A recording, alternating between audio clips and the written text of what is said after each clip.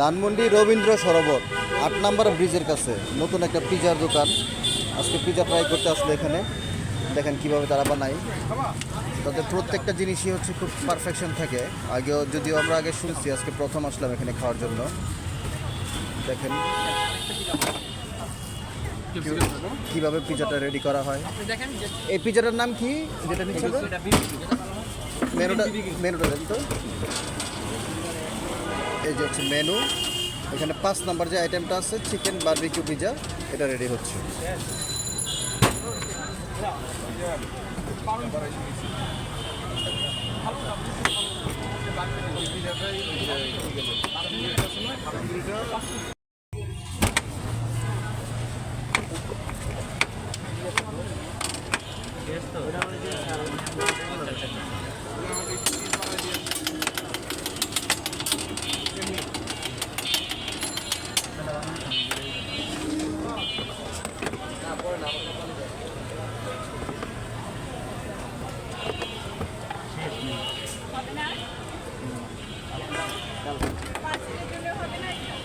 Totally বললে তো এভাবে টোটালি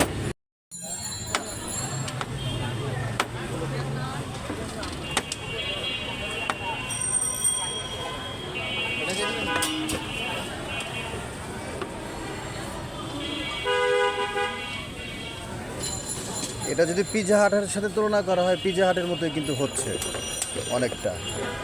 আর তো লাগবে না নাকি?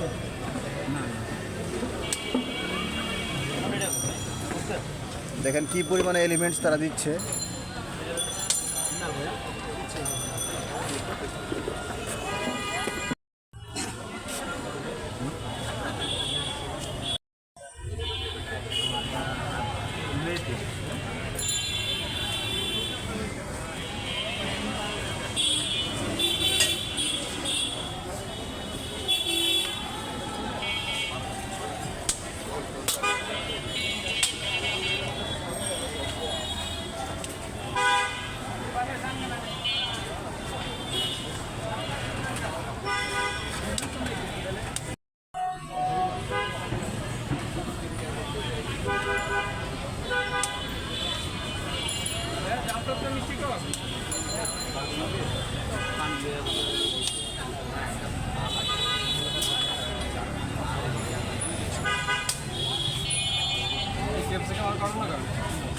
ওইটা কি ওটা? ওই পিজাটা কি ওটা?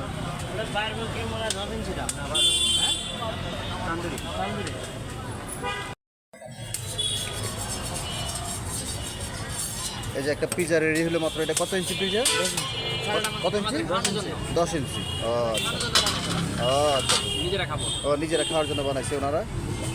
ভালোই তো হয়েছে, চিজে ভরপুর। দেখা যাক আমাদের পিজাটা কেমন হয়।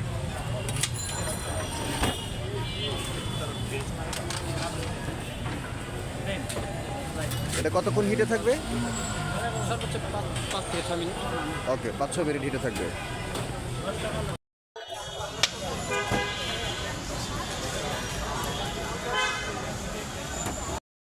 এটাকে বলে উড ফায়ার ওভেন, মানে উড ফায়ার ওভেনে হচ্ছে।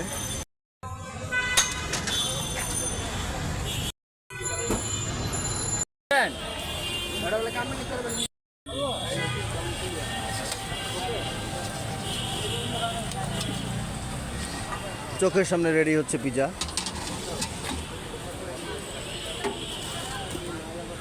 তাপটা কমায় দেওয়ার জন্য এখন উপরের থাকে নিল আর কি।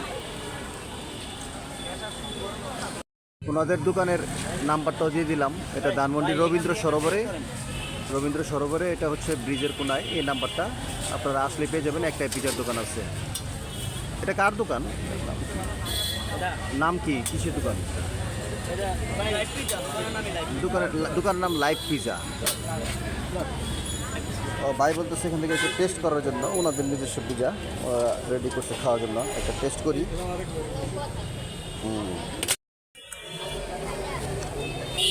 আসলেই টেস্টি, মজা।